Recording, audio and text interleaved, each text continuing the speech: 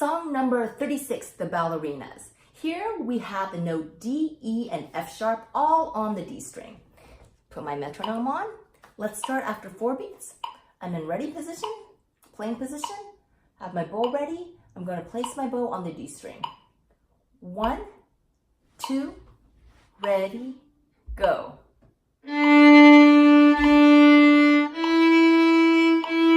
Second finger, up bow. Second finger. First finger, open D. One more time. Let's do that from the beginning. Here we go. Violin is up. After 4 counts.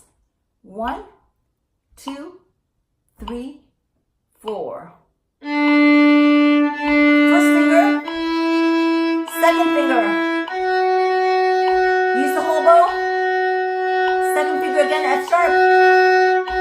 D. First finger, E. Then D. Freeze for 2 seconds, and then put your violin down.